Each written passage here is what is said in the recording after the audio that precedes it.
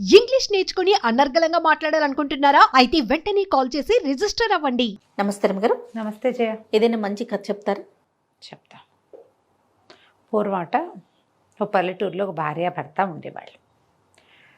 కొంచెం లేక లేక గర్భవతి అయింది ఆవిడ. అయితే కొంచెం నెలలు నిండాక ఏమనిపించిందంటే ఏదైనా క్షేత్రానికి వెళ్ళి అక్కడ పురుడు పోసుకుంటే పుట్టే పిల్లలు కాస్త అదృష్టవంతులు అవుతారేమో క్షేత్ర మహాత్మ్యం వల్ల, ఏదైనా క్షేత్రానికి వెళ్దామయ్యా అని భర్తను అడిగింది. ఆ కాలంలో ఉంది కాలినడకని వెళ్ళటమే కదా. గర్భవతి నడవటం అంటే ఇప్పుడు మనం భయపడతాం, ఆ ఊరు ఎలా వెళ్తారు ప్రయాణాలని. ఆ కాలం అది కాదు. భగవంతుడు ఏది తెలిస్తే అది అవుతుంది అని చెప్పి క్షేత్రానికి 9వ నెల పడుతూ ఉండగా బయలుదేరారు. ఓయ్. వెళ్ళగా వెళ్ళగా వెళ్ళగా ఒక అడవిలో ఒక సిద్ధుడి ఆశ్రమానికి చేరారు. చేరితే ఆ పూట రాత్రి అక్కడ విశ్రాంతి తీసుకున్నారు. మామూలుగా అప్పటి కాలం ఎలాంటిది జయ, ఈ దారైపోయే వాళ్ళు ఎవరైనా వస్తే కాస్త అరుగు మీద పడుకోవడానికి ఆసరా ఇచ్చేవాళ్ళు, అన్నం పెట్టేవాళ్ళు. అసలు వ్యతిరేకంగా జరిగేదే కాదు జయ. అన్నం పుట్టదన్న భయం ఉండేది కాదు. ఆ కాలమే అలాంటిది. బంగారు రోజులు. ఇప్పుడు నేనేనని మనమేనని చెప్పుకోవడానికి ఆధార్ కార్డు చూపించాల్సి వస్తుంది. అప్పుడు పద్ధతే కాదు అసలు. అయితే ఆ సిద్ధాశ్రమంలో పడుకున్నారు భార్యాభర్త. ఒక పంచాన్ని ఇక్కడ పడుకోండి ఆయన అంటే, ఆ అమ్మాయి బాగా అలసిపోయింది, పగలల్లా నడిచింది, ఆవిడ మంచి గాఢంగా నిద్రపోతుంది. భర్తకు పెద్దగా నిద్ర పట్ల. ఆయన అటు ఇటు కదులుతుంటే అవతల సిద్ధుడు ఆయన శిష్యుడు మాట్లాడుకుంటున్నారట. శిష్యుడు అడిగేట, ఈ మనిషికి ఏం బిడ్డ పుడుతుంది గురువుగారు అని అడిగితే ఆయన అన్నట్ట, ఆడపిల్ల పుడుతుంది కానీ ఈ మనిషి బతకదు పాపం, పురుట్లోనే తల్లి చనిపోతుంది. ఆ బిడ్డ కూడా, ఆ పుట్టిన బిడ్డ పెద్దదయ్యాక కొడుకుని అమ్ముకుంటుంది. అలాంటి జాతకంతో పుట్టబోతోంది ఆమె కూతురు అన్నాడు. ఓ, కాంతపోయాడు ఈ కడుపుతో ఉన్న ఆవిడ తండ్రి భర్త. ఇదేమిటి, లేక లేక నాకు పిల్ల పుడుతుంటే అది పుట్టంగానే పెళ్ళాన్ని చచ్చిపోవటం ఏమిటి, ఆ పుట్టిన పిల్ల తనకు పుట్టిన బిడ్డను అమ్ముకోవటం ఏమిటి, అట్లా కనపడింది సిద్ధుడికి. అయ్యో నా కర్మ అనుకున్నాడు. ఆయనకేం చేయాలో తెలియదు. పొద్దున్నే లేచారు భార్యాభర్త. ఏదో వాళ్ళు పెట్టింది ఏదో అంత తిని ఒక ఆయాకసురు ఇస్తే అది మూట కట్టుకుని నడుచుకుంటూ పోయారు. పై ఊరు చేరాక ఆవిడ ఇంకా క్షేత్రానికి చేరముందే పురుడు వచ్చేసింది. ఆ చూలాలికి పాపం వచ్చేసింది. ఆడపిల్ల పుట్టింది. పిల్ల పుట్టిన గంట తిరిగేసరికి తల్లి కాస్త మరణించింది. ఏం తెల్లబోయాడు తండ్రి. అయ్య బాబోయ్, సిద్ధుడు చెప్పిన 2 వాక్యాల్లో ఓ వాక్యం నిజమైంది, 2వ వాక్యం నిజమవుతుంది. ఒక తల్లి తనకు పుట్టిన బిడ్డని అమ్ముకోవటం కంటే దౌర్భాగ్యమైంది ఇంకోటి ఉందా, నా కూతురికి ఆ గతి పట్టకూడదు అని చెప్పి ఏమనుకున్నాడు, అక్కడి నుంచి తన ఆ భార్యను అక్కడే మట్టి చేసేసి చంటి బిడ్డను ఎత్తుకుని తీసుకుపోయి తన ఊరికి అవతలగా ఉన్న ఒక అడవిలో ఒక పెద్ద ఇల్లు కట్టించాడు. అది ఎట్టా కట్టాడు, కింద నుంచి పై దాకా గోడలే ఉండి పైన ఉంటుంది ఇల్లు, దిగడానికి వీలు లేదు. ఒక చుట్టిల్లు అది, దుర్గంలాగా కట్టించాడు. ఈ పిల్లని ఒక దాదితో సహా అక్కడ పెట్టాడు. ఆ పిల్ల నాన్న దాది తప్పిస్తే 3వ మొహం ఎరక్కండా పెరిగింది. దాని కిందకి ఎప్పుడూ రానివ్వల, అది ఎప్పుడు ఆ దుర్గంలోనే ఉండేది. పిల్ల పేరు రూపరాణి.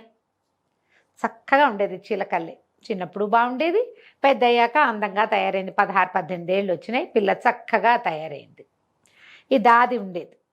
అయితే ఏమైంది, ఒకనాడు ఆ రోజు తండ్రి వారానికి 2 వారాలకి లేదా 10 రోజులకి కుదిరినప్పుడల్లా వచ్చేవాడు.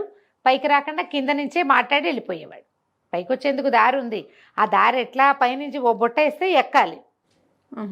పైన ఒక కప్పి ఉంది దాన్ని లాగడానికి. కష్టపడితే రావాలి కానీ ఈజీగా వచ్చేది కాదు.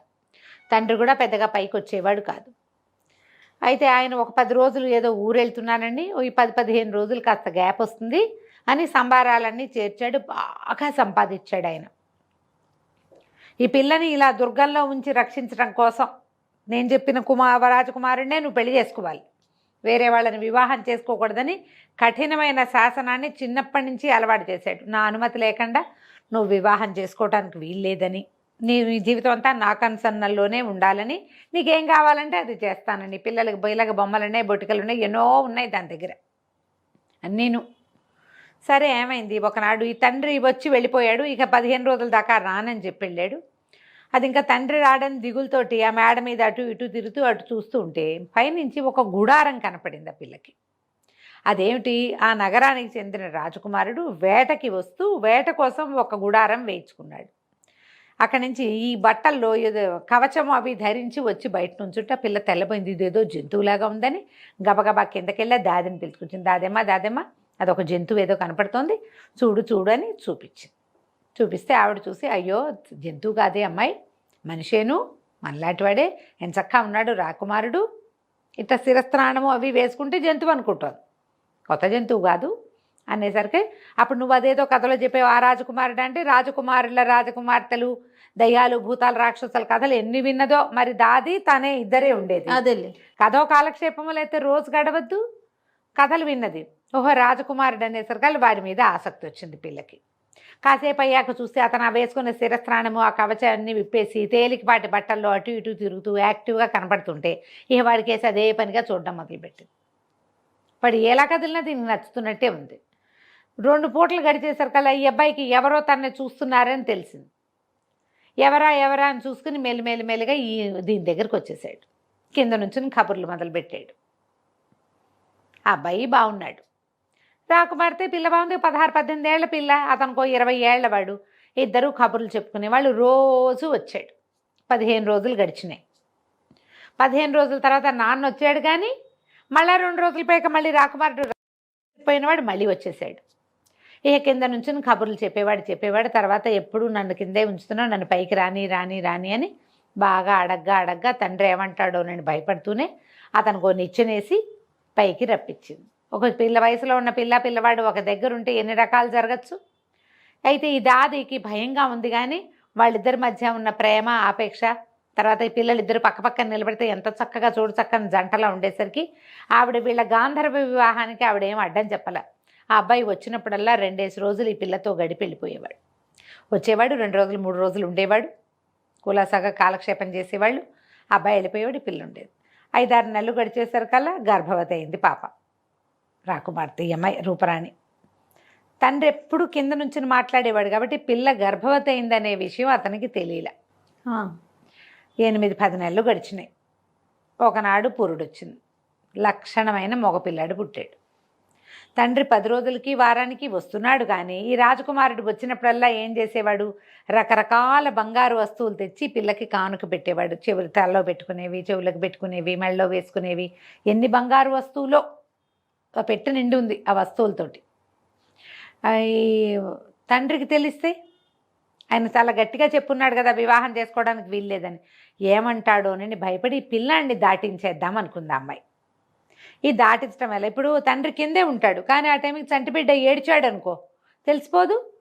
అందుకని ఈ 12-14 రోజుల పసిగుడ్డుని ఎలాగైనా దాటించాలంటే దాది అమ్మాయి కలిసి రూపరాణి కలిసి ఆలోచించారు. ఈవిడేం చేసింది, బజార్ వెళ్ళి అక్కడి నుంచి దిగి వెళ్తుంది, ఊళ్ళోకి వెళ్తూ ఉంటుంది. ఒక పువ్వుల బుట్ట కొనుక్కొచ్చింది.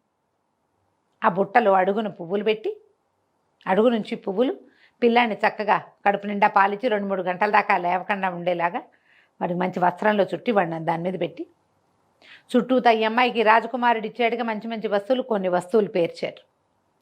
మళ్ళీ పైన కొంచెం బట్ట అడ్డం వేసి దాని మీద పువ్వులు పేర్చేశారు. పిల్లాడి గాలి అడుతోందో లేదో చూసుకుని ఆ బుట్ట పుచ్చుకుని రాజకుమారుడికి మందిరానికి వెళ్ళిపోయింది దాది. రాణిగారికి పువ్వులు అమ్మడానికి వచ్చాను, ఈ బుట్ట 2 వరహాలకు అమ్ముతానంది. వేరే రకంగా బుట్ట వెళ్ళదు, అమ్ముతామంటేనే వెళ్తుంది.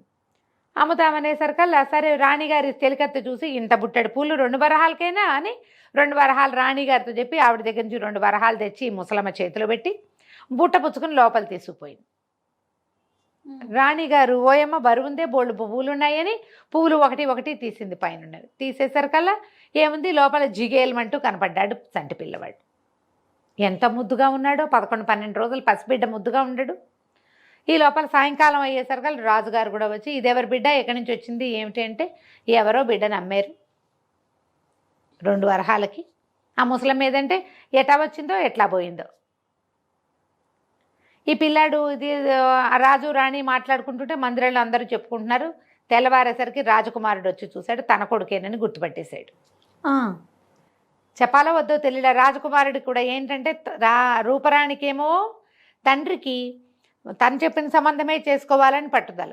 ఇక్కడ రాజుగారికి ఏమో అద్భుతమైన ఒక రాజకుమార్తెను తెచ్చి తన కొడుకిచ్చి పెళ్లి చేయాలని కోరిక.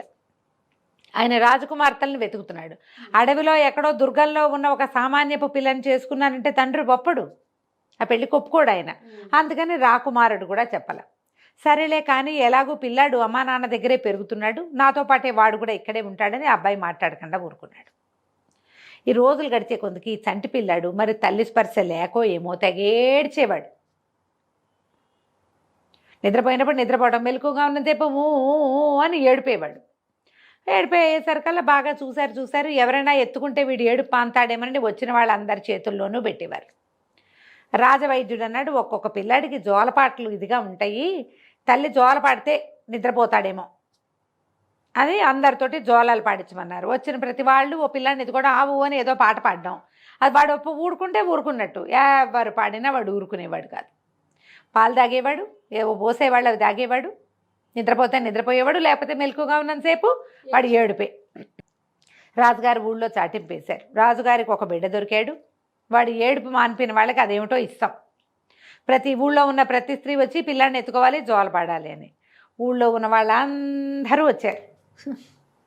ఎవరు పాడినా వాడు ఏడుపు ఆపల. రాణిగారికి ఆ పిల్లాడు కావాలని ఉంది. రక్తస్పర్శ కూడా అయి ఉండొచ్చు, తమ సొంత మనవడు అయ్యేసరికి. పిల్లాడేమో ముద్దుగా ఉన్నాడు. సరే ఏమైంది, రాజుగారు ఎప్పటికీ ఎన్ని రోజులైనా ఏడుపు మానల. పిల్లాడు ఎదుగుతున్నాడు, ఏడుపు మాత్రం అలాగే ఉంది. అయితే సైనికులను పిలిచి అడిగాడు, ఊళ్ళో వాళ్ళ ఆడవాళ్ళంతా అయిపోయారంటే అందరూ అయిపోయారండి, నగరానికి దూరంగా ఉన్న అడవిలో ఒక దుర్గం ఉంది, అందులో ఒక పిల్ల ఉంది, ఆ అమ్మాయి తప్ప అందరూ వచ్చారు అనేసరికి, ఆ పిల్ల ఎందుకు రాదు, ఆ పిల్లని తీసుకురండి అన్నాడు రాజు. అనేసరికి కాదండి, అమ్మాయి తండ్రి ఒప్పుకోడు, తండ్రి బయటికి రానివాడు ఆ పిల్లని, అందుకే దుర్గం కట్టాడంటే ఆ తండ్రిని పట్టుకురండి అన్నారు. తండ్రిని తీసుకొచ్చారు. తండ్రిని తీసుకొస్తే ఈయన అన్నాడు, అబ్బాయి కాదండి, మా పిల్లని తేవటానికి కుదరదు, మా పిల్ల పెళ్ళిగాని పిల్ల, అదేం పాట పాడుతుంది, దానికేం జోల పాటలు వస్తాయి అన్నాడు. అనేసరికి పెళ్ళి కాకపోయినా సరే ఆడపిల్ల అన్నదల్లా రావాల్సిందే, తెల్లయ్యే వయసు ఉంటే చాలంటే 14 ఏళ్ళు ఉంటే చాలు, మీ పిల్లకి 18 ఏళ్ళు ఉన్నాయి కదా, మీ పిల్లని రప్పించండి అన్నారు. అనేసరికి ఇంకేం చేస్తాడు ఈయన, రాజుగారి శిక్షకి భయపడి పిల్లని పైనుంచి దించాడు దుర్గంలో నుంచి. ఆ అమ్మాయి ఇచ్చింది, దాదిని వెంబడి పెట్టుకుంది, పిల్లాడిని ఎత్తుకుని జో కొడుతూ పాట పాడుతోంది. నీ తల్లి దురదృష్టవంతురాలు, నీ తండ్రి మంచివాడు, మహారాజు గారు నిన్ను పెంచుకుంటారు, నా తండ్రి నిద్రపో నాన్న అని పాడింది. పాడేసరికల్లా పిల్లాడి చుట్టుకుని నిద్రపోయాడు. పాట అయ్యేసరికి రాజుగారు ఆశ్చర్యపోయాడు. ఎవ్వరి చేతిలోకి వెళ్ళినా ఏడు పాపని పిల్లవాడు నీ చేతిలో పడంటే వీడు నీ బిడ్డే. వైద్యుడు కూడా కన్ఫర్మ్ చేశాడు. ఓహో, మా స్పర్శకి వాడు ప్యాసిఫై అయిపోయాడు పిల్లవాడు. చెప్పమ్మా, ఎందుకు పిల్లాడిని నమ్ముకున్నావు, ఎందుకు పిల్లాడిని నమ్మావు, 2 వరహాలకి ఎందుకు అమ్మావు అంటే పిల్ల కళ్ళనీళ్ళు పెట్టుకుంది కానీ ఏం మాట్లాడలే, రాజకుమారుడి వైపు చూస్తుంటే ఆయనకు అర్థం కాల. చెప్పని ఎంత అడిగినా చెప్పలే. అమ్మాయి ఏడుస్తూ ఆ రాజకుమారుడి వైపు చూసేసరికల్లా రాజకుమారుడు ఇంకా ఆగలేక, క్షమించండి, ఈ అమ్మాయి నా భార్య, ఆ పిల్లవాడు నా కొడుకు, ఆ దుర్గంలో ఉంది, నేను అక్కడ ఆమెను ప్రేమించాను, మీరు ఒప్పుకోరని నా వివాహం సంగతి చెప్పలేదు, పిల్లాడిని అక్కడ పెంచడం కష్టమని రాజమందిరానికి చేరేసింది అని చెప్పి పిల్ల తండ్రి కూడా నిర్ఘాంతపోయాడు. పిల్ల పరిగెత్తుకుంటూ వెళ్ళి తండ్రి కాళ్ళ మీద పడింది. నన్ను క్షమించు, నువ్వు ఎంత చెప్పినా నేను వినలేకపోయాను, ప్రేమాత్సయం నా కళ్ళు మూసేసింది, నా పిల్లాడిని నమ్ముకునే స్థితికి వచ్చాను నేను, ఈ 4 రోజుల నుంచి వీడు ఏడ్చిన వాడు ఏడ్చినట్టే ఉన్నాడు, నా తప్పుకి నా బిడ్డ శిక్ష అనుభవించాడు అనేసరికి ఆయన చాలా దుఃఖపడ్డాడు. కాదమ్మా, నీ తప్పు కాదు, ఇది నాది తప్పు, ఈ పరిస్థితి వస్తుందని నాకు తెలుసు, సిద్ధుడు మహానుభావుడు ముందే చెప్పాడు, ఆయన మాట అబద్ధం చేయటానికి ఇంత ప్రయత్నం చేసినా ఆయన మాట అబద్ధం కాలేదు, ఎత్తుకో నీ పిల్లవాడిని, నీ భర్తతోటి నువ్వు ముందుగానే నీ వివాహం అయిపోయింది, పిల్ల తల్లికి ఇంకప్పుడు పెళ్లి చేసేదేముంది, ఈవిడే రాజుగారు రాణిగారి కోడలు అని ప్రకటిస్తే సరిపోతుంది. రాజుగారు ప్రకటించేశారు, రాజుగారి కోడలు దొరికిందని, యువరాజుకి ఇంకా వివాహ ప్రయత్నం చేయమని, వివాహం అయిపోయిందని, నిన్నటి దాకా ఏడ్చిన చంటి బిడ్డే రేపు కాబోయే యువరాజు అని ప్రకటించారు. తర్వాత లోపల మందిరంలో వాళ్ళ శాస్త్రోక్తంగా శాంతి కళ్యాణం జరిపించి ఆ అమ్మాయిని రూపరాణిని ఆ దుర్గంలో నుంచి దింపేసి ఇక రాజుగారి మందిరంలోకి పూర్తిగా ప్రవేశపెట్టారు. కథ కంచికి మనం ఇంటికి. చాలా బాగుందండి. నమస్తే. నమస్తే.